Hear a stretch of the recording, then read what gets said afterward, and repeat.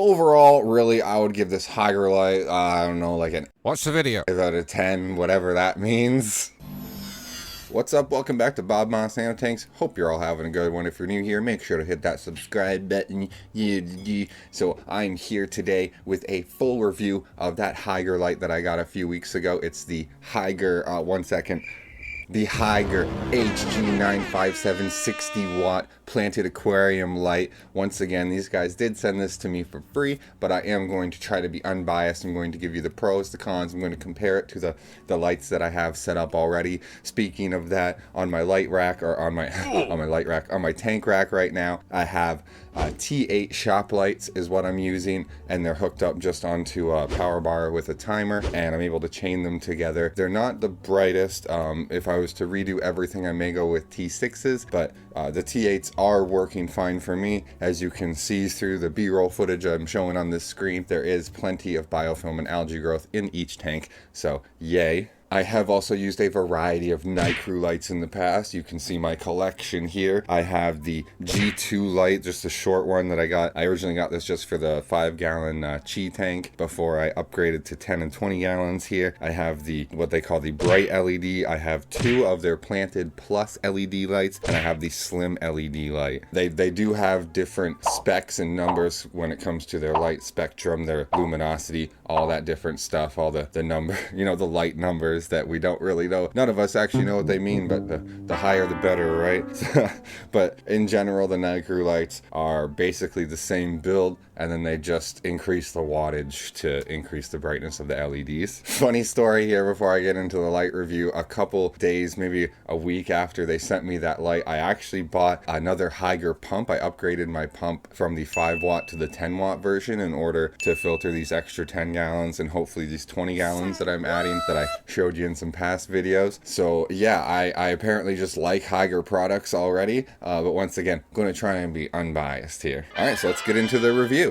I am going to drop a deuce on everybody. The Hygger light pros, it is very bright. You know, it's going to reach pretty much the full depth of almost any tank that you put it on. The bigger the light, the brighter the LEDs, obviously, and that's going to be for the deeper tanks. The 60 watt that they sent me, I have it on my 30-gallon call tub, and I was able to adjust it. If you watch that unboxing initial reaction video, I was kind of worried about the spread and the depth of the light, like the light penetration in the tank, and that's nothing to worry about. I was able to figure it out, increase the brightness, intensity, and it seems to be working perfectly fine on my 30-gallon right now. Another pro is that it has a lot of lighting modes. Basically anything you can think of, it has a full spectrum of lights. It has the white LEDs, blue LEDs, red LEDs, and green LEDs, and it has multicolor LEDs in the middle strip, which is kind of cool. It's a pro, and you're also going to see it's also in the con list. But some people like that stuff. For me, it was a little overcomplicated, but we'll get into that in a little bit. Right now I'm just listing the pros, right?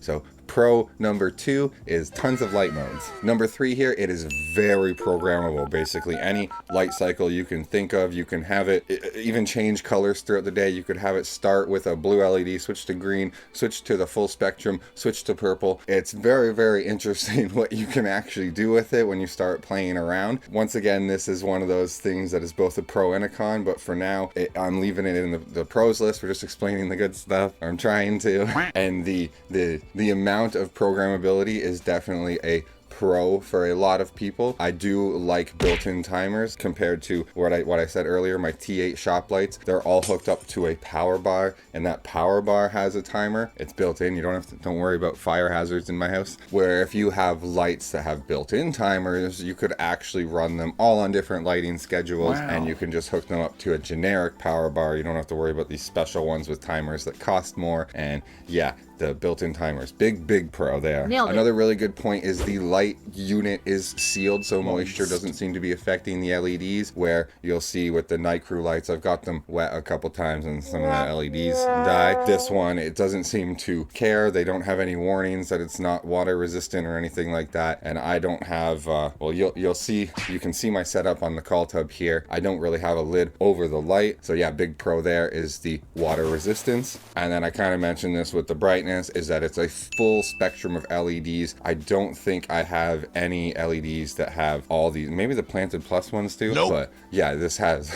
a really good spectrum of light, which is good for more advanced plants. And now on to the cons. I'm sorry, Hygger, there are some things that you could improve with this light, you know, Bo Buddy's nerfed. So first, honestly, my biggest gripe with this light is the stupid friggin' power button is too damn sensitive. You're just doing tank maintenance, you go to move your lid and boop, boop, boop, light changes spectrum. Why is it so sensitive? Why it needs to be a push button, not this little touch thing. It needs to be a button, not I'm probably way too mad about that. So as I mentioned in the pros, the second con here is there's too many light modes. It can get a bit overwhelming and complicated. When I was trying to program it at first, I was like, wow, this is really cool. And then when I was just trying to find the basic full spectrum light mode, I had to cycle through it. And then if you miss it, you gotta cycle through it again. And if you miss, you gotta cycle through again. It's like when you're gassing up, you know, when you get to a couple cents over and you just, oh, gotta go to the next dollar. And then that's probably an old school thing. Kids don't do that these days, do they? Gas is too expensive. Another point that hits the pro and the con is the programming. So as I said, it's very programmable, but it's almost too programmable. So a little issue I had is sometimes I like to go in at night and do some things in the tank, and with the night crew or with the T8 lights, I can just flick them on the white and it's fine. And then, you know, the timer, it doesn't mess with the timing at all. And after I'm done with the white light, I can turn it back to blue or turn it off, and in the morning the timer works just fine. Where with this one, with the built-in timer, I don't know what was happening. It's really weird. Like it's like 10:30 right now. If I went over at 10:30 p.m. when it's on the night mode light, and I switched it to the day for 20 minutes, and then I switched it back to the blue night mode, the next day at 10:30 it changes to the full spectrum. For some, it just flips on you, and sometimes it just doesn't even turn on at the right time. And it was very weird. That's all I can really say. I'm not quite sure what the main issue was, and I don't even know if I have it fully figured. It seems to be on the right lighting schedule now, but yeah, it was really weird for a few weeks. So that's something to be aware of. Third con here is it is a little pricey. This one here is $100. You know, compared to night crew lights at a similar size and wattage, you're going to be paying $20-$30 more, but you also are getting more, like a fuller spectrum of lights, and you're also getting the built-in timers and the programmability. So you are paying for that added convenience and added, I mean, obviously someone had to program it. There's more hardware involved there. So it does justify the price. I'm just letting you know it costs more. All right, now let's quickly compare the Hygger light to my current light setup. Compared to the T8s, you're looking at a brighter light, a fuller spectrum light. The built-in timer is a huge plus. The pro of my T8 is I can chain them together, and they're perfect for my rack. I just zip tie them to the top. They don't touch the tanks. I can move lids without messing with lights and stuff like that. So for me, the shop lights are better for my setup, but the Hygger light is definitely a better light overall. And in general, they are actually pretty similar to night crew in terms of like the brightness. The Hygger, as I mentioned, does have a fuller spectrum of light in general, depending on the model of night crew light that you get. The night crew are going to be cheaper though, as I mentioned, but they also aren't sealed, so you accidentally drop them in the tank like I do sometimes. Yeah, some of those LEDs will die, it'll get less bright. So yeah, the night crew do get bumped down a little bit below the Hygger light in my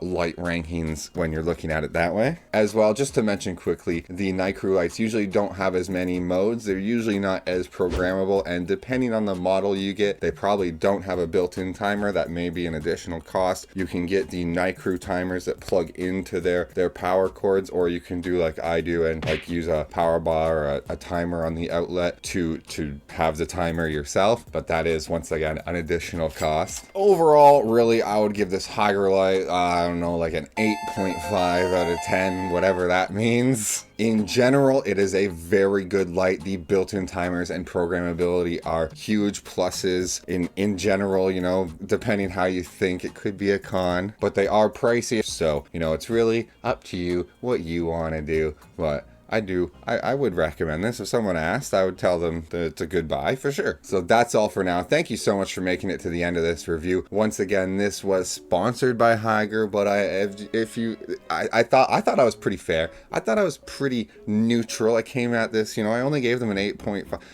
What, you want me to give them a 7.5? I mean, the light's good. I can't lie and say it's a crappy light. Make sure to like, subscribe, hit the bell notification, leave a comment below if you thought my review was crap or not. Patreon shoutouts, as always, Brian Dotson, Michael Redman, and Leather Turtle. Thank you so much. And my YouTube channel member shoutouts here: Tater Salad, Arrival, Poseidon's Pets, Mitch Bottomup, Robert Redman, and the man, the myth, the legend himself, Jamie Anderson. Thank you all so much for your continued support. In case you didn't know, my wife, probably by the time this video is live, I'm a father, so just call me daddy. I may not respond to things. I'm trying to do videos in advance. That's why I have this review thing. And yeah, that's really cool. Cool. If you want a shout out in all my videos, link in the description. Twitch, stream, Discord, fan club, my new shop links, all in the description below. I think that's all. I have a little girl now. That's really cool. All right, guys. Thanks again. And remember, till next time, keep your shrimp pan strong. Bye-bye now.